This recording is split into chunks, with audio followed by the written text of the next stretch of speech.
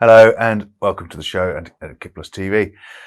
Today we're talking live production and specifically that of the biggest live sporting events in the world, and with IP-enabled remote production, the technology we're seeing deployed. Yeah, so who better to bring us up to speed than Tim Banks from Grass Valley, who's here to tell us more. Hi Tim, welcome to the show. Hi guys, thanks for the invitation. It's a pleasure. So we have to be quite careful not to mention specific event names, so let's call it the European football tournament that was postponed from 2020. Now, you have an agreement with Gravity Media to supply quite a large amount of kit for the coverage, I understand. Maybe tell us a bit more about that. Yeah, happy to, Simon. Yes, we recently signed a multi-year enterprise pricing agreement with Gravity. This spans across the GV portfolio. For the soccer tournament this summer, the initial investment is in our flagship Sirius 800 router series with integrated multi-viewer and advanced hybrid processing. Obviously, at the tournament itself, GV's live production solutions will be well represented in the form of cameras, switches and infrastructure, as indeed it will be at the large international sports event also rescheduled from last year taking place in Tokyo. In terms of the agreement with Gravity, I can explain a little bit more about that if you'd like. Yeah, go for it. Yeah, please, yeah. Obviously, we've worked closely with them over the years, especially around infrastructure, IP infrastructure and production switches. They're open to the new technology that we're developing, whether that's IP, remote or indeed cloud. And they're keen to benefit from the integration and deployment savings that can be achieved by going with end-to-end solutions from one provider. Combining that with the financial scale that GV has, obviously we're able to offer creative commercial models to enable them to accelerate some of their technology investments. And I think that's the key aspect from my perspective. We're looking to be good technology partners over the long term, but we're also looking to be good long-term business partners. And we and Gravity were both very open about our respective goals, and we iterated the model to align the achievement of our respective objectives. And formalizing the agreement represents commitment from both sides that we can then build upon to further strengthen the relationship in the future. It's always been the case that it needs to be win-win. If COVID taught us anything, it's absolutely that we need to be in it together in the good times, but probably more importantly, we need to be in it together in the bad times. Absolutely. So you, and part of that has been developing that end-to-end ecosystem. You're best known for that now. So how has this evolved over the last few years? And I guess right now, because of what you just said, COVID, with IP and cloud-based infrastructures. It's quite... Yeah, so that evolution has been organic and inorganic. Obviously, if you think of the series of mergers and acquisitions over the years that's come to the creation of the latest phase of Grass Valley's journey, we've built up quite a formidable end-to-end solution. This encompasses best-in-class products like the latest generation native IP LDX 100 camera platform, the new K-Frame XP production switcher. Obviously, we've got the market-leading 4K and HDR workflow solution in Kahuna and Live Touch for replay. And then the end-to-end solution then spans to our production and editing solutions through to playout and distribution. I guess in answer to your question of how this has evolved, it's probably threefold. So Grass has always been a leader in IP, and as one of the founding fathers, if you will, of the AIMS initiative, we've kind of led the way in adopting IP technology and adopting IP interfaces across the portfolio. And our ongoing commitment to open standards and third-party interoperability is borne out by probably the broadest support for NMOS, ISO 4, ISO 5 standards from AMWA. So whilst we offer an end-to-end solution, we recognise we don't provide the all of the tool set, and so we've got to play nicely with other third-party complementary solution providers.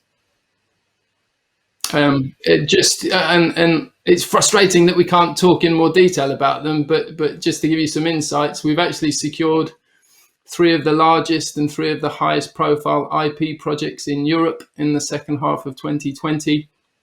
Hopefully one day we'll be able to share the details, but for now, let's just say they're in the top tier sports arena and in news.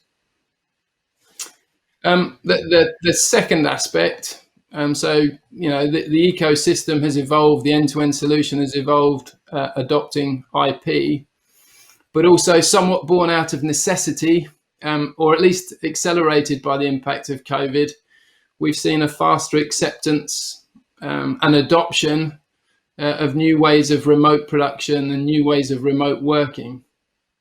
So after the initial pause last spring, GV was very much at the heart of Project Restart, working very closely with the likes of Sky, BT Sport, Mediapro, as well as their service providers, so NEP, EMG, Gravity, Timeline, Arena, to enable the coverage of the resumption of top tier sports. And what we saw are these new innovative ways of working, these new emerging models that were born out of the initial reaction, which was really typified by making do to get through. So not investing in new assets, but actually finding creative ways to use your existing assets.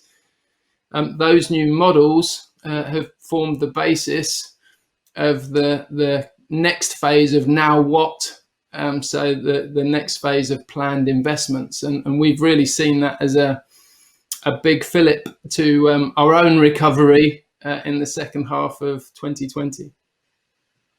And then the third aspect of that evolution, and you kind of alluded to it earlier, is the tremendous interest we've received in our cloud-based solution, AMP. So this was launched last April as part of the GV Live series of webinars, and it's something we've been developing over the past 5 years. So it's a cloud-first microservices-based platform, and it really underpins our long-term vision of the GV Media universe. So Tim, it's always nice to look at an actual case study that's happening right now. And in terms of IP infrastructure, major tennis tournament going on right now, what have you got in place for that? What type of kit's being deployed? Gravity in particular, but many of our service provider partners will be on site or indeed remotely. In the case of Gravity, they've standardized on Grass Valley's IP infrastructure for their fly packs. So that's IP routing, IP processing, IP multi-viewers that have been deployed most recently in Australia, but they've also been used extensively to cover other high-profile major sports events, including European soccer finals. And that's really similar to the way that NEP UK adopted GV infrastructure, both truck-based and flight pack, for the scale of production needed for the major tennis tournament that takes place in the UK. And then actually, if I loop it back to cloud and AMP, again, careful not to mention any names, but AMP was used by one of our established customers. So actually, let's rewind. In its initial launch phase, AMP attracted a number of new customers to Grass Valley. So this is customers from the new media and esports space. So I think you'll recall you saw the launch of AMP with the reference to Blizzard Entertainment, so one of the leaders in esports. And certainly that's been the case with follow-up with securing wins with Gfinity for the virtual Formula One platform. And also we're shortly going to be announcing a partnership with another major esports brand. But we've also been working with existing customers where we've already had an established relationship. So at the finale, let me get this worded right, at the finale of the American football season, does that sound okay? We work Yeah, I think closely so. Yeah. To use AMP to provide high quality, low latency flow monitoring multi-viewer feeds over the public internet to directors, producers, and executives having to work remotely because they had to restrict the number of people that they could have on site due to the social distancing restrictions. So it's great technology. It's a really exciting roadmap as part of Grass Valley's transformation, but it's real. It's being used today in high-end productions across different genres. I'm interested, and you keep saying, like certainly in the live sports, you've used that phrase IP quite a lot. Everything is remote, so we are now seeing the future. Now, remote production is evolving. The big question I've thought of is there a future for OB trucks? Are they becoming a thing of the past? I mean, from our perspective, we've been involved in many remote production trials and events over the years. So, including the World Skiing Championships in Sweden a couple of years ago, trials of remote camera operation to and from London and Tokyo for use later this summer, and more recently, all of the activities around Project Restart in the UK. Clearly, there are different models of remote production. Depending on the different connectivity requirements or capabilities and the different objectives from the broadcasters and the service providers. But we've been very much part of those trials and also the practical implementation of those new ways of working, proving the technology, but also demonstrating the benefits that can be achieved. So, yes, depending on the different scenarios and the different circumstances, it will lead to equipment being located away from the operational staff. And this will likely influence the type, scale, and scope of the on-site production capability.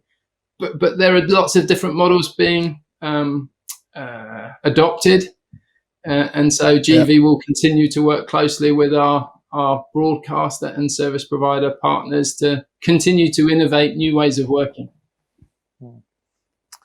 So Tim, I'm someone who was fortunate enough to work on the original GVG 100 composite vision mixer many moons ago. So I've seen firsthand the changes in technology and structure of many manufacturers. And as you mentioned earlier on, Grass Valley has been on quite a journey over the last few years or so.